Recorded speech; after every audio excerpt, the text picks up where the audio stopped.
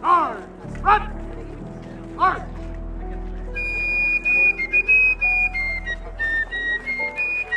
Take care! Halt! Make ready! Reset! Fire! Haft up your firelocks! Shut your pans! Shoulder your firelocks! Fix your bayonets!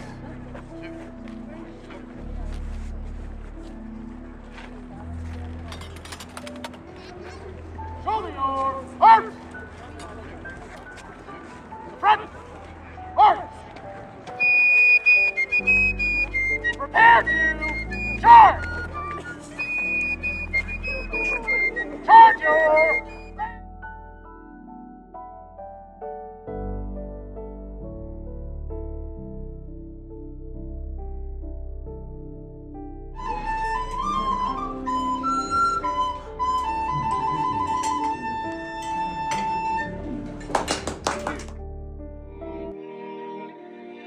See peace and harmony expanded across the globe. Religion and morality both enjoin us to such action, and can it somehow be that good policy does not likewise engender similar counsel? Let us reach our hands across the ocean as friends. Let us see our commerce expand. But then let our relations with foreign powers end. Let us never allow our affairs of state to be driven by too strong of an affection, or for that matter, too strong of a hatred for a foreign nation. For again, these are forms of slavery. In the one, a nation becomes a slave to its affection, and the other a slave to its hatred. Too much love for a foreign country causes a nation to imagine common interests and sympathies where in truth none exist. And too much hatred for a foreign nation causes a country to too easily take offense, and therefore to too easily be drawn into unnecessary war. We all find ourselves in the most remarkable of circumstances. Providence has made us the sole lords and proprietors of a vast tract of continent, one that provides us with all the soils of the earth and with many of its contents, which therefore might provide us with all the necessities of life and many of its conveniences. By way of our victory over Great Britain, we are now generally acknowledged to be in the complete possession of our own independence and liberty. And Providence has now crowned those previous blessings by way of our Constitution and our Bill of Rights with a greater promise of political happiness than any nation has heretofore been offered. Why would we forego these advantages? To step away from our own native soils, to engage in foreign wars, to no concern of our own. The war in Europe, twixt the Republic of France and the crowned heads of that place, it is an ancient feud. It is not an American concern. Let us not allow ourselves to grow embroiled in foreign entanglements. I do not suppose that any of these words I have shared with you will long be remembered. If they occasionally come to mind to serve to protect our nation from false patriotism, or the spirit and fury of party politics, or leave us disengaged in foreign intrigues, then I, for one, will certainly be satisfied. Whether or not I've been guided by these maxims myself these last 8 years, I believe the public record will answer. But let me affirm to you all here and now that I've always at least considered myself guided by them. But I am full aware of my own shortcomings. I imagine that I must have committed many errors. I beseech the Almighty to reduce whatever evils these errors may tend towards, and I hope that you, the people, that when you look upon them, that you will do so with indulgence. With the knowledge that any errors I may have committed have never been from a malignancy of my heart, but rather simply a want of talent equal to the zealousness of my patriotism. I look forward now to stepping away from the public stage, and taking my place alongside you as a common citizen in a free and independent United States of America. I believe that we are all, from here forward, to be viewed as players on a most conspicuous of stages, one that seems destined by Providence for displays of human greatness and felicity. Our systems of government, they're not perfect, but no more perfect government could possibly have been created at this epoch. And I don't doubt that there may be promises put forth that we as a people have yet to achieve. But see, that is now our responsibility together as citizens of a free nation to make good upon these unanswered promises. And I, for one, take strength in my knowledge that Providence, after having already aided us in numerous dangers and hazards previously, does not now intend to leave its work undone, but to rely alone on Providence without exerting ourselves to the utmost. That will serve nothing but to tempt Providence. Cato, well, Cato per Addison's play, Cato reminds us that mortals cannot command success, but they can do something more important. We can endeavor to be worthy of that success. Let us continue to put our spirits and our fortitudes to the greatest of challenges that we might prove worthy. I'm also very much aware that many of you don't often have the occasion to bring your questions or concerns to the attention of the Chief Executive, and so it is with that in mind that I thought I would make myself available to answer what questions or concerns I may regarding my stepping away from this office, or those remarks I have just made, or those matters of the past that have brought us to this point, or anything else. I am nearly out. Mr. Adams is nearly in. I can certainly tell you which one of us is happier for it.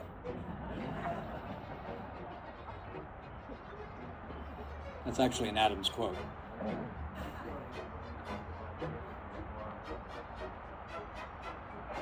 Anyone in particular? Are you speaking about Citizen Genet? I've endeavored to avoid any matter of gift at all. When I served during the war, I did so without salary. I did that because I was not engaged as General and Commander-in-Chief for personal gain.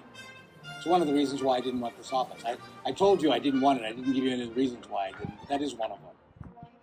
How am I going to be viewed by posterity if after saying I wasn't serving for personal gain, I'm suddenly the Chief Executive?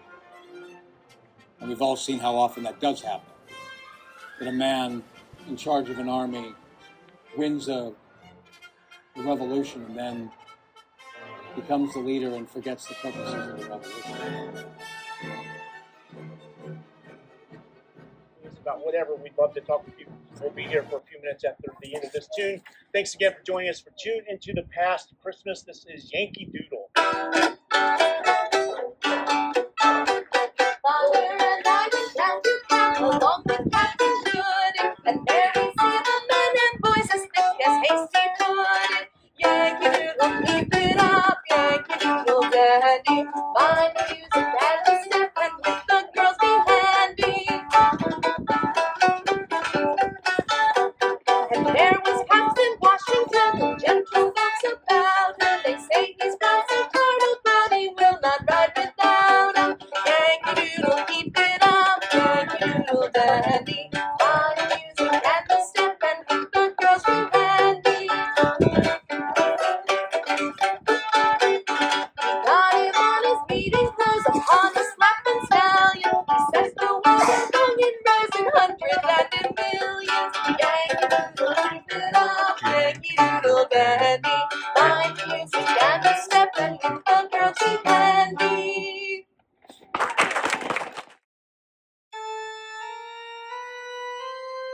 For food, you can still make the best meal you've ever had in your life. If there's something in the 3 courses for dinner, that is 1 course. Yeah. If there is something in one of these courses for dinner and you don't want to eat it, no one in our household will be insulted or disrespected if you say no thank you to something. If you love it and you want a little extra, go for it. Have a little extra. The thing that will be considered very disrespectful is if you put so much on your plate that you can't finish it. Being wasteful is what they are going to consider very disrespectful, not just simply saying no thank you to something that you can't have or don't want. So here at the Palace, you can choose what you eat. No one else in Virginia gets to say that every day. It's a very big deal. Have we told you guys that this food is real? Because it is. If you've never hung out with us before, the food on the table is real. We are a real kitchen. These are all authentic 18th century recipes. We use the same tools and equipment we know the governor had in this room 250 years ago, and we are showing you real examples of what dinner at the palace would have been like this time of year 250 years ago. And what would the first course would be? Yeah, from those pork chops down to the charlotte at the end of the table, that is just one course. But we also separate our courses differently. So in this period, we're going to be separating our food heavy versus light, not sweet versus savory. So course number 1 is a heavy course. You will get heavy meats, like the pork chops, like rumps of beef, something. And then what do you guys love to cook for holidays? Gobble, gobble.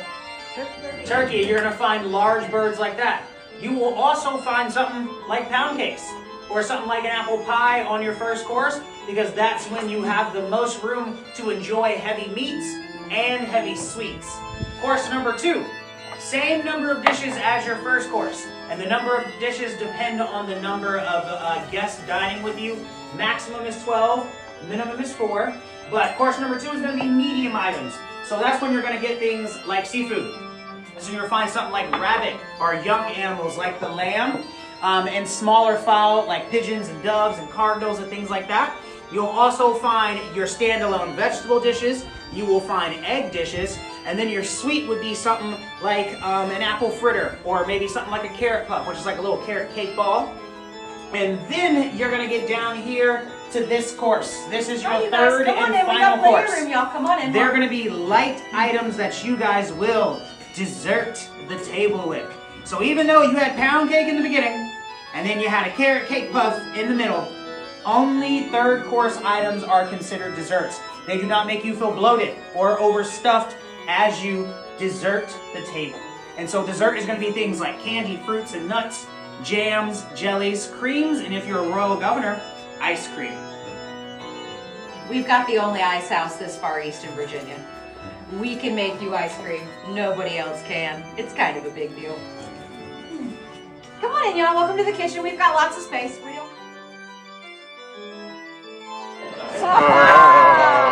And to lasting peace. To faction and end. Yes! And wealth increase. Oh, I like wealth. Come, let us drink while we have breath. For there's no drinking after death! Drink! Here's our health to the king and a lasting peace. The faction and end and wealth increase. Come, let us drink while we have breath. For there's no drinking after death. And they that Don't worry, you don't know the song. Down among the dead men, down, down, down, down. Down among the dead men, let them lie. Cannot help but notice most of you didn't sing that. The down among the dead men bit is the chorus. You've heard it once, which means there's no excuse for the second time. Or the third. Let charring beauties help the road, denying no way. Go for the wrong word! Go right!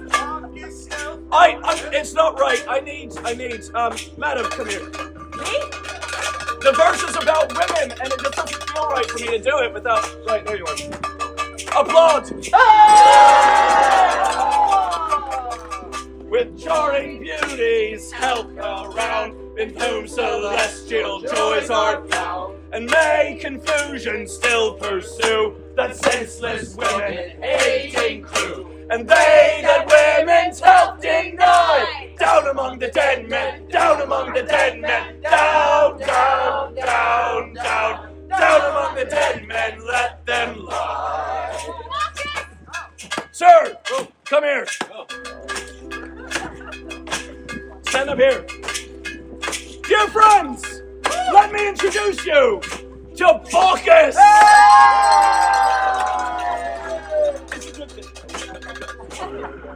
In smiling Bacchus' joy I'll roll, denying no pleasure to my soul. And may Bacchus' health run swiftly move, for Bacchus is a friend to love, and they that will his help deny, down among the dead men, down among the dead men, down.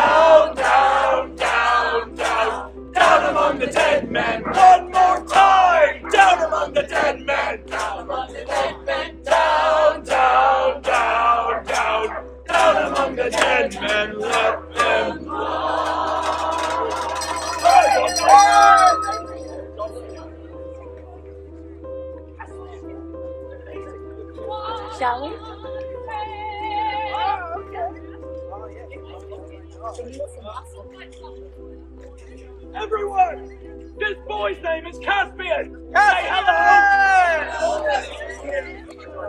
He's going to knock on the door of the house we're going to. And he's going to do it so loudly he might break the blasted thing down. Alright. But when we arrive, they're going to answer the door. We're going to scream at them, happily. And then someone's going to give a toast. Who's giving our toast? Eric! Eric! Come here! Bring me Eric! You can read, yes? Better than me, I'm sure of it. Sweet singing in the choir. Sweet singing in the choir. Oh, you got it. Let's put it all together. Ready? Oh, the rising of the sun and the running of the deer, the playing of the merry organ, sweet singing in the choir. Oh, but faster. Running of the deer, the playing of the merry organ, Sweet singing in the choir. But it's boring! Let's speed it up! Oh! rising of the sun. Hip hip! Hip hip.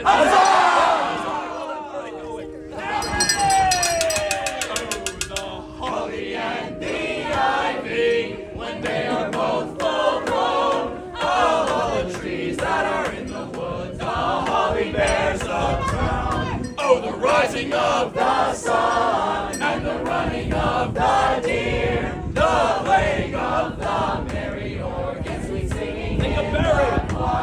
Oh, the holly bears a berry as red as any blood, and Mary bore sweet Jesus Christ for to do us sinners good. Oh, the rising of the sun and the running of the deer, the playing of the merry organ, sweet singing in the choir. Oh, the holly bears. Can you imagine all the people we've caught? I mean, it feels like hundreds of people, all shoved into that tiny place. And my father, the one to keep them in. My father, the organ player, being the one to keep them in the jail. He does a wonderful job. And being the jailkeeper, it's a well-respected opinion. You must be, well-respected by the people of the community. He is trusted to be in charge of the public jail, as I'm sure you know. And they do keep him in check. There have been several times where people have questioned his ability to be a jailkeeper and keep people in. And, there was this one instance that someone was claiming that they went to see someone who was being held in the jail. And the person who opened the door was an enslaved individual. And they said, I'd like to see this person in the jail. And the enslaved person had the key and went and unlocked the cells to the jail and let them see the person that they needed to see. Well, that is not very agreeable, as people do not trust an enslaved person with such responsibility, that then they had to send a blockade of gentlemen, I don't know what else to call them, a bunch of gentlemen to go and to knock on the door of the jail on a random day and see who answered the door and who had the key. Well, the day that they went, they knocked on the door, and they opened the door, and there was my little 7-year-old brother, Harry, with the key. And so he goes, and he lets them into the jail cell. Well, of course, they trust my little brother, Henry, at the age of 7, more than they do an enslaved individual. So, my father, he ended up not getting in any trouble. But isn't that quite interesting? But that is who they trust, the 7-year-old little brother of mine, who, although I love him, I'm not sure he should have had the key. The enslaved person who did was Ben, most likely, who has been in the jail for a long time. He just ran away recently, so I'm not sure if maybe that was the right person to have the key, but he never did anything wrong under my father's eyes.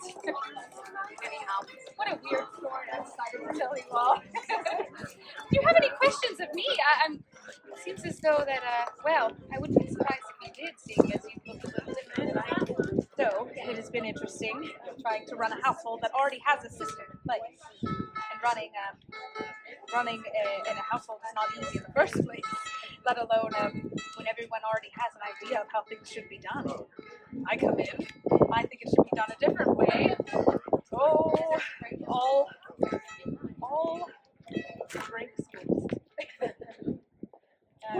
wife Tavern? She was ill. You see, illnesses are usually the thing that takes people. We don't necessarily know what it was, but yes. Well, I believe that he came over to the colonies about 4 years ago, so 2 years before he and I were married. I think that she had caught something on the way, and she had been ill for a very long time, and her body so weakened that she just was unable to fight off the next disease. Disease is the thing that really is terrifying, and especially for children, that is the thing that takes them so easily. They're so small, they cannot handle illnesses as we adults can. If they make it past the age of 7, we're very happy. Not 7 indefinitely. They could get ill at 8 and not make it. But I've had about 16 siblings, but right now I only have 6. We are generally have the ability to live as long as people do in your time. I'm not sure what that is, but the only thing is that things like illness make it so that we can die at any age, and a lot of people do. A lot more people die because of that. There are a lot of things that we don't know. However, there are a lot of things that we do know. But you can live very old. I think that if you live past, I'm just going to take a guess and say if you live past 20, you are probably going to be all right for a while, and you might be able to fight things off. But it all depends on who you are, where you live, what you eat, which depends on your social status, I would say. I'm not eating a lot of hominy pudding, I will say that. I'm eating a lot of salted meats and things of that sort. But yes, so it's a difficult thing to answer, and I hope that it gives you some sort of idea what it is expected for us to live as long as we can, which is the same as you are. And people think that we're shorter as well. It's not true. We are not shorter. Doorways might have been shorter to keep heat in, but especially during our time, 75, doorways are the same height as they usually are, unless it's a small hut. Because if you're living in a small hut, you most likely don't have a large fireplace heating the entirety of your home. So, any other inquiries? I was 20 and 1, so I am 23 now. Took me a while. Yes, so I was 21, which is fairly young. I wasn't going to go and get married at 16. No, that is highly desired. One of the things we have an abundance of are trees, and they need them. They've got to build ships and build homes and fuel homes. And we have an export called tobacco, very profitable, so we're off to a strong start. That's why the king wants it protected. But once again, he's too far away, isn't he? So he's going to appoint someone he knows and trusts to the title of royal governor, send them here to run the colony on his behalf. But that man's at a disadvantage, for he is from England. He doesn't know Virginia, the people, or the lay of the land. So the moment he arrives here to fulfill his duties, already set place as an advisory council. 12 men appointed by the crown, native born of Virginia, of a high family status. Being from here, they can answer questions he cannot, and working together, run things much more efficiently. Now, the royal governor's residence is on the opposite side of the town. It's a big fancy house with a ballroom, but I think of this like his office. Above stairs, a private council chamber for him and his advisors. But every 12 weeks, part of his duties is to come to this court where he sits up there on the bench as the judge of the colony of Virginia. So when he's here, he's going to be here about 28 to 30 days, 4 times a year. So that's about 4 months out of the year. He's up there hearing cases, but he's not alone. His advisors are here to assist. 6 on this curve, 6 on this curve. Behind me, a little table from the clerk to keep the minutes of court. The bench is over here in case we need a jury for a trial. And this table here is your legal representative. He came into court in the year 1775. You'd find Patrick Henry seated at this table as the Attorney General. But while he's seated here, where you folks are, no one is seated. In the 18th century, benches would not be in the courtroom. So when you come here, you're going to stand the duration of your visit, making you a bystander in court. Should it feel capacity, we need more space, just like a church or a theater. We could open up the balconies, referred to as galleries back in the day. So here we are in court, and I guess if we're in court, something went wrong, or we wouldn't need to be here. The way I see it, anything that does exist can be stolen. But some items are valuable like gold and jewels and money. But also, couldn't a fella get into mischief and go down to the corner store and steal a candy bar? He could. Both are theft, but miles apart on their actual value. It's where the royal governor comes in. He's going to assess what the item is, the value he seeks it to be, and the punishment he thinks should be carried out for that crime.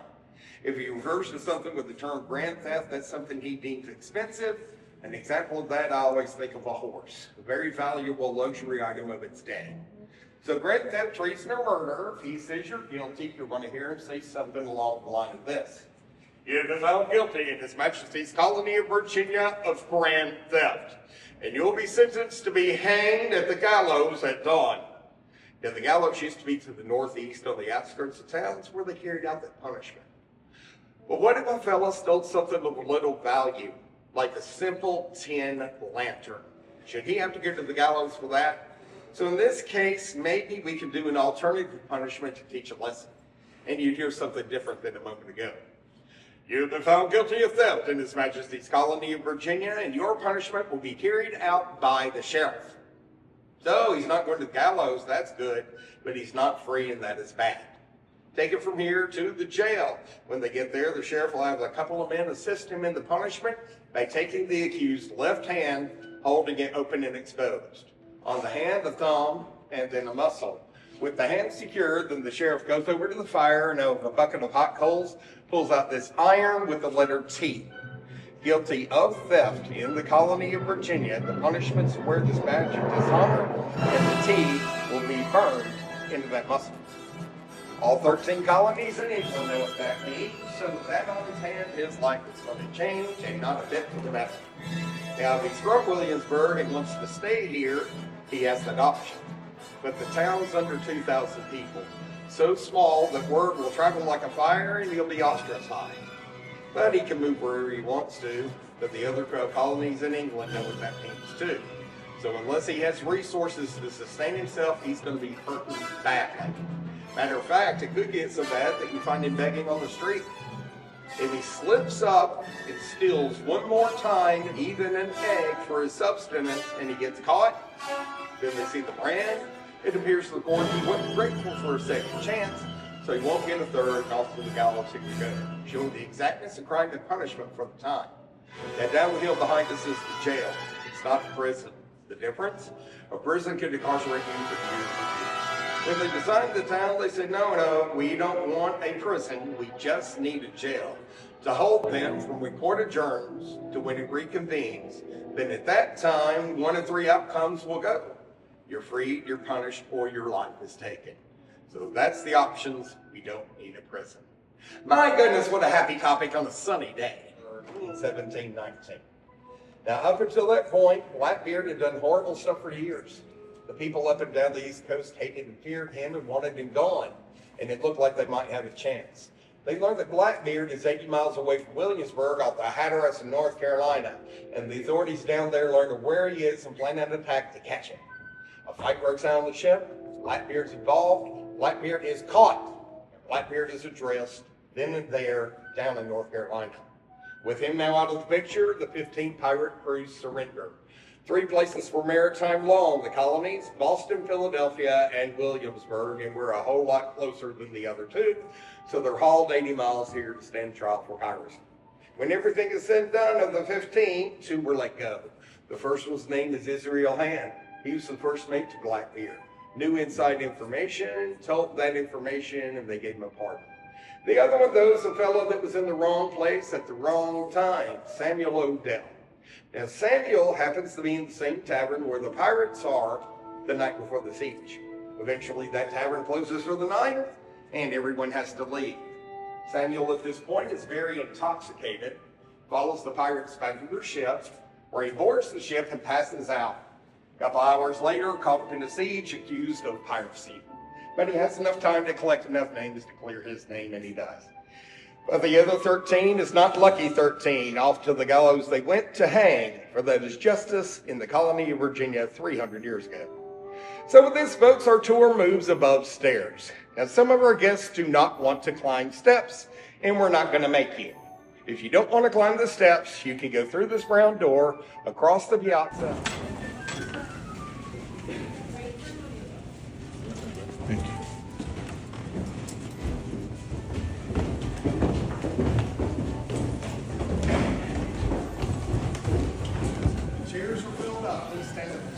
side wall in place, the joint conference room. This is specifically set to be neutrality. If the two sides meet, it happens here to not show favoritism to one side over the other. Portrait on this wall, William III, namesake of the town of the college. Over here, a replica of a map from 1755. They defined the lines so you can see where each one of the colonies sit at that point. If our king was here, we could show him that map and say, Your Highness, your colonies, how far does your property extend? He would say, until it hits water ordained by God. A very formal statement at the time, he means it. He believes he's the only person on the planet that is only outranked by God. We're British colonists, that's our king, and we accept that. But not everybody's British, and that's not their king.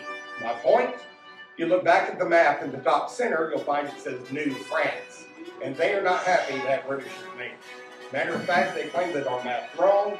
We've invaded their territory. We say, no, our map's correct.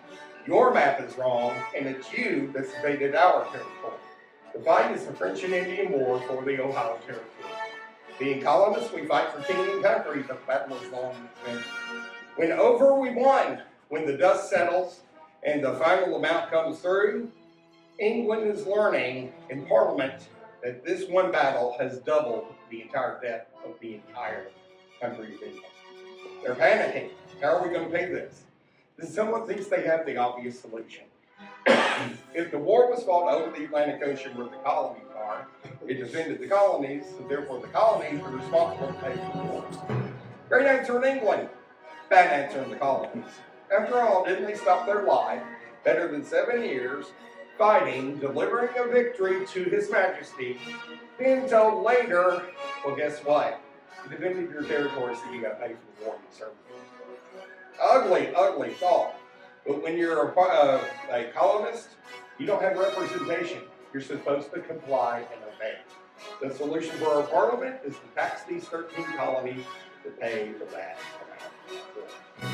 But now we start down the rocky road. Each year the taxes get more aggressive, upsetting the colonies further. Then we have an altercation you might have heard of.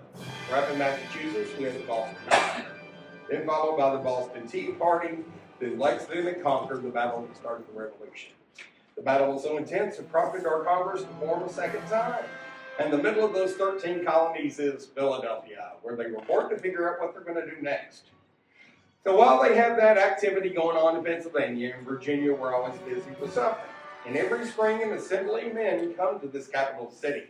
But when they get here in 1776, it's now been over 12 years of taxation. They think it's grossly unfair, and they've had enough. They take a stand by taking a mock vote, and they all vote unanimously that Virginia should go to war with England.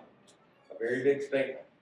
Now, the next event that happens is May the 4th, 1776, when our representatives, the Burgesses, arrive in town to get business done at the 5th Virginia Convention. When they get here, they hear what the other men voted on. They vote on the same thing. Again, unanimous, go to war with England. So it's pretty much the mindset. And it all comes together a week and a half later. On the day of May 15th, 1776, 3 men you just might have heard of, George Mason, James Madison, and Patrick Henry, sit down and draft a document titled the Virginia Declaration of Rights. The document makes 3 strong points. 1, why go to a war with England? 2, what do you hope to achieve from that? And 3, what do you want as a life beyond? Written so well, it seemed like a wish list. But who doesn't know about it? The delegates in Philadelphia or the country. On its completion, the Virginia Declaration of Rights is then taken downstairs and read to the chamber of the House of Burgesses in session. After they hear it, they turn around immediately and vote unanimously to adopt it. That means Virginia is poised to declare war. So, we are set to do that, but there's a little problem. They have no clue about any of these plans up in Philadelphia. Not our delegates and not the Congress. And they kind of need to know that we have plans. So the information is taken from here to Philadelphia, 14 days by horse, and on June 9th, 1776, read to the Continental Congress the Virginia Declaration of Rights, and Virginia's plan is to move forward. After hearing this, the delegates from the other 12 colonies say, my goodness, look at Virginia. They've laid a blueprint, others to follow. But what if all 13 of us fight together as one force for this cause? Thus the Declaration of Independence Committee formed. After better than 2.5 weeks, they agreed to the document and signed the document to send to King George, "We are ready to fight for liberty and freedom." So with that, folks, gather your belongings and follow me. Our next stop is below stairs, the chamber of the House of Burgesses.